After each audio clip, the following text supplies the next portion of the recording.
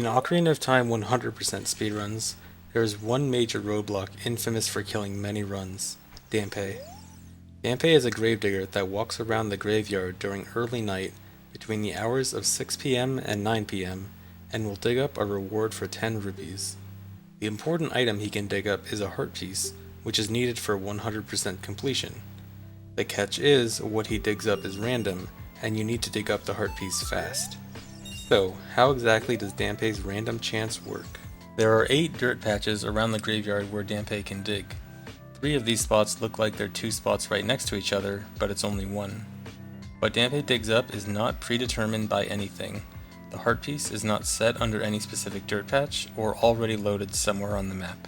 The RNG is not preset to make it come out at a certain time, and it is not based on other events that have happened somewhere else in the game.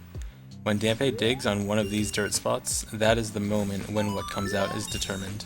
When Dampe digs, there is a 40% chance for a green rupee, 30% chance for a blue rupee, 20% chance for a red rupee, and a 10% chance for the heart piece, or if you've already dug up the heart piece, a purple rupee. There is also a limit on how many of each rupee you can dig up. Dampe can only dig up 8 green rupees, 4 blue rupees, and 2 red rupees. When all of a certain rupee color have been dug up, if Dampe would try to dig up another rupee that has passed its limit, then the reward will be changed to the next worst reward that has not yet reached its limit. For example, if 8 green rupees have been dug up, and Dampe tries to dig up a 9th, then he will dig up a blue rupee. Or if 2 reds have been dug up, and he tries to dig up a 3rd, it will be a green rupee. By the time 2 reds, 4 blues, and 8 greens have been dug up, the worst remaining prize is the heart piece, so the 15th try will be guaranteed.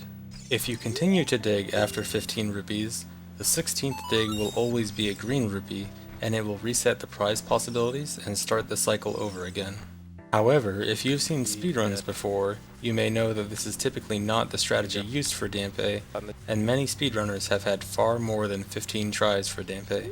This is because Dampe walks very slow, and going around the graveyard digging up every spot takes a long time.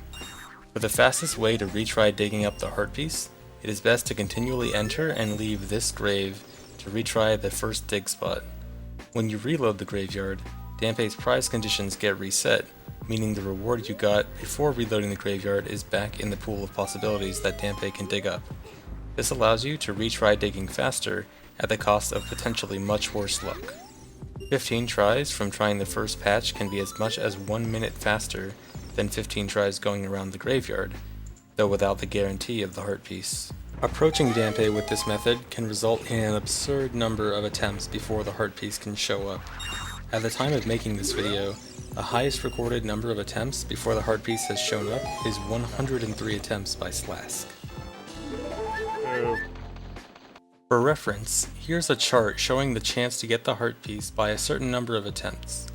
Getting it within 4 tries is generally considered acceptable, and that has a 34% chance of happening, which isn't too bad. There's a 52% chance to get it by the 7th try, and it reaches 90% at 22 tries. And the chance for somehow not getting it within 102 tries is 0.0000215%. Dampe being like this leads to a lot of people asking about the possibility of some way to manipulate the RNG to guarantee the heart piece first try every time. To manipulate the RNG, you would first need to know what value the RNG is at a given time.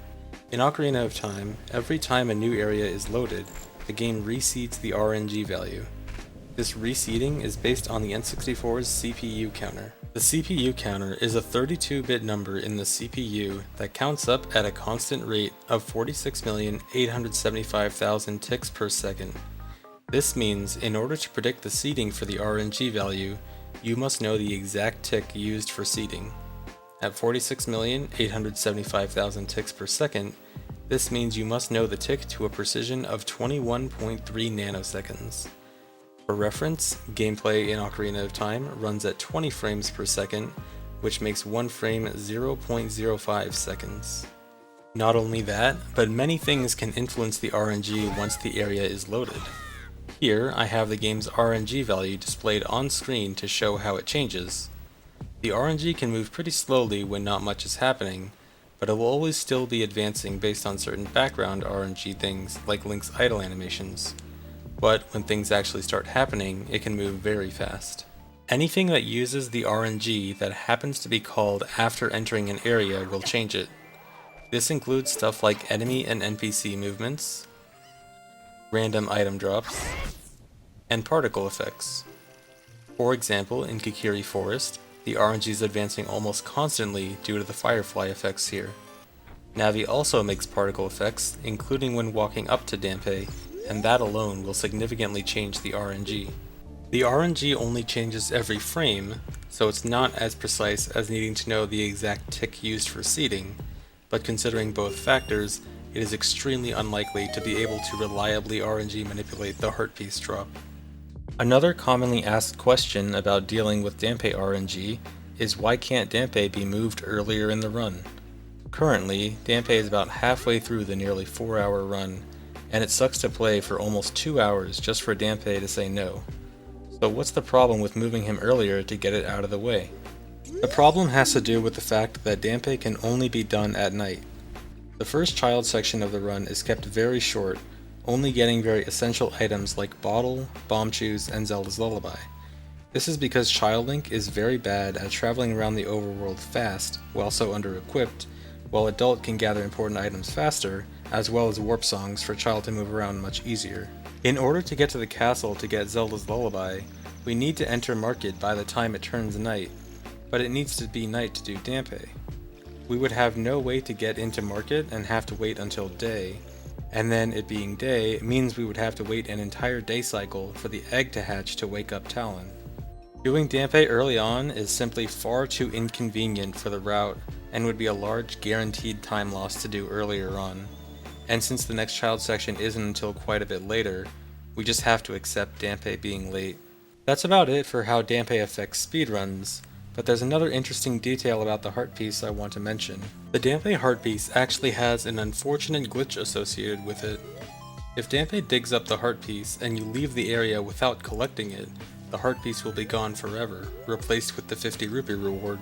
In Ocarina of Time 3D, this glitch was attempted to be patched, but the way it was patched had some interesting side effects. The heart piece will no longer be lost forever if you dig it up and don't grab it, but it also won't be lost forever if you do grab it. Dampe can dig up another heart piece after already getting it.